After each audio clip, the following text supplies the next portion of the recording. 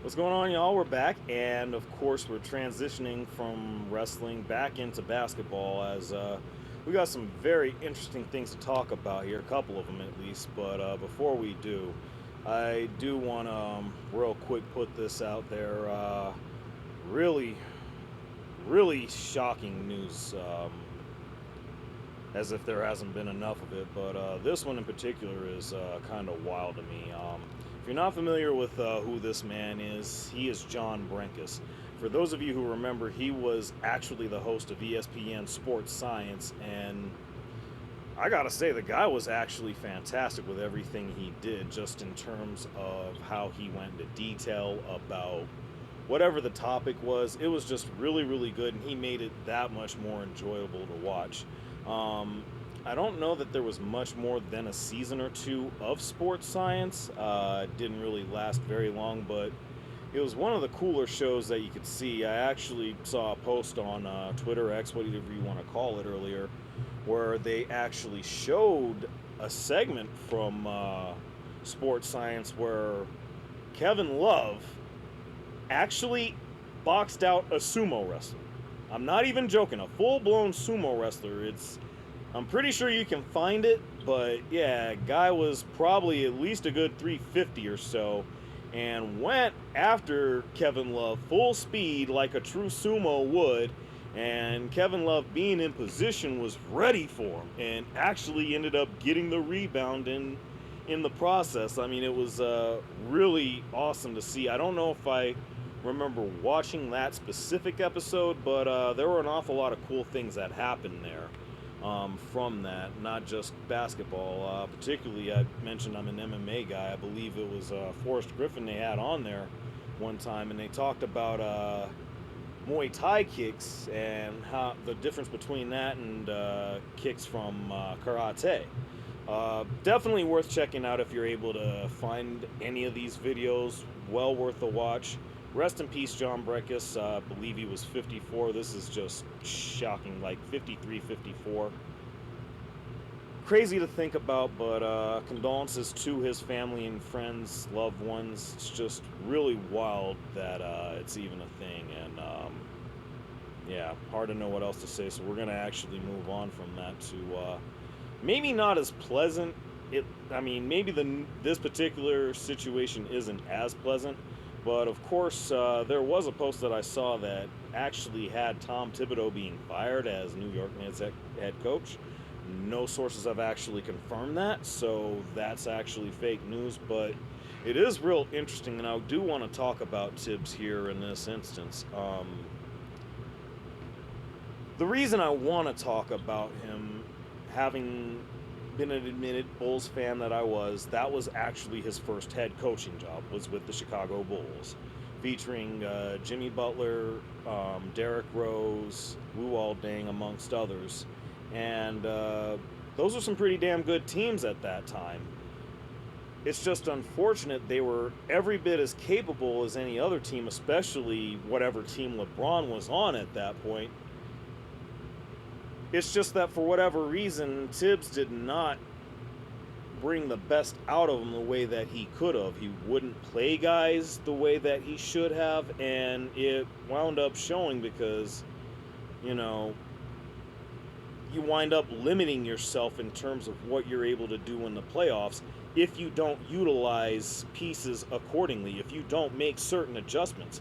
And he was so unwilling about that during his time in Chicago. Ultimately, it led to him getting fired there.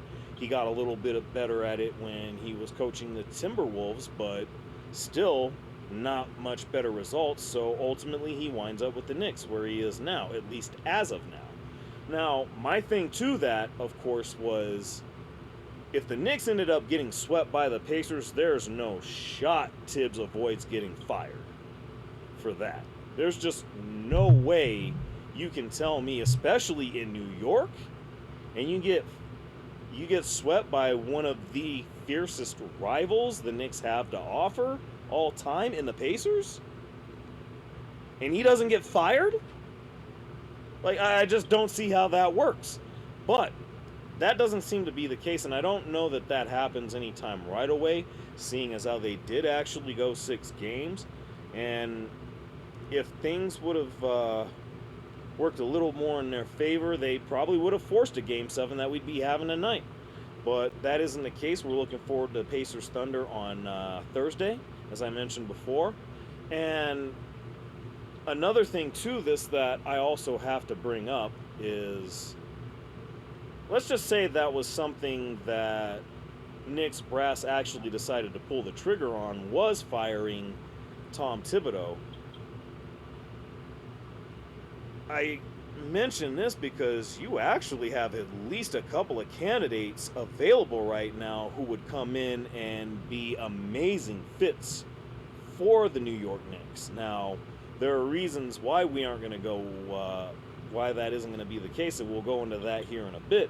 But where Thibodeau is concerned, I'd like to think that the 2025-2026 season is one where, let's just be honest, I don't see a scenario where he isn't on the hot seat. I don't see a scenario where he doesn't have make it or break it circumstances weighing heavily on him to the point to where if they don't get to the Eastern Conference Finals next year, or at least something along, or even get to the finals itself, I just don't see how he's still the coach after next season. But I guess that's something that we'll find out, and only time will tell. And speaking of the Knicks and only time will tell, well, potentially speaking, I mean, I don't know. It's just real interesting to see how these things work out. But, we really got to talk about this one, Giannis and KD. Now, this one we got to talk about because the Knicks have been mentioned as potential landing spot for both Giannis and KD. I don't think that's going to be the case. What's also being talked about is a potential for both of them to end up in Toronto, which would be something else, given the kind of roster that they have. And I think it'd be pretty interesting. They're definitely an up-and-coming team of sorts. They didn't quite make the playoffs, but they've got some pieces there, namely Scotty Barnes, that would actually make that interesting. Again, I don't think I see that happening either way, but that seems to be the likely landing spot. Now, the thing about this is that KD is said to be making a decision on where he would like to go after the finals are over. There's also talk that the Suns are actually interested in Knicks' big Karl Anthony Towns as a part of a deal for Kevin Durant, which would be really fascinating, especially depending on who the new coach for the Phoenix Suns ends up being. And I also just realized that the two candidates that I mentioned for the Knicks or the would-be candidates for the Knicks, happen to be former Nuggets coach Mike Malone and, ironically enough, former Suns coach Mike Budenholzer. And I also got to add a third in Taylor Jenkins, who's formerly the coach of the Memphis Grizzlies.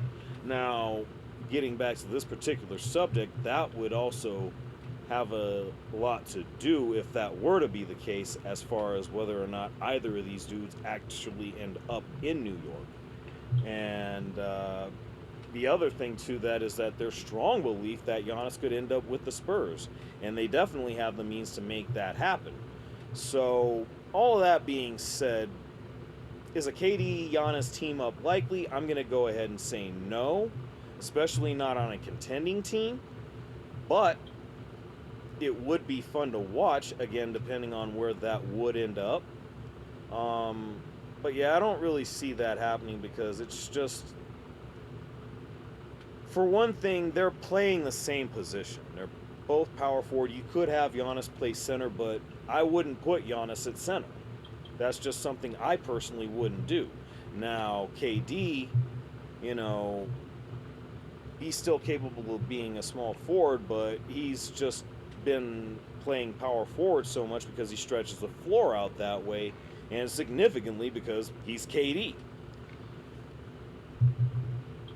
I think the Knicks scenario for KD would be likely. I like the scenario with Giannis potentially going to the Spurs, or if either of these two teams really, well, I should say three teams, and the same is true for KD as well. But if Detroit, let me actually do it this way: if Detroit, Houston, or even New York were interested enough, along with, actually, I take that back. Let me try that again. Detroit, Houston, or Oklahoma City were interested, they have the assets to make it happen with either one of these two dudes. And I think either one of them get instantly elevated in terms of where their standings are, regardless of which conference we're talking about, because that's just the caliber of players that we're talking about in KD and Giannis. But either way, let me know what y'all think down below. Where do y'all see these two going? Do you see a team up with these two? Again, I don't, but who knows? Anything's possible. But with that in mind, yeah, y'all know what it is. Like, share, subscribe down below. And let me know what y'all think. I'll be back with more, and thanks for coming through.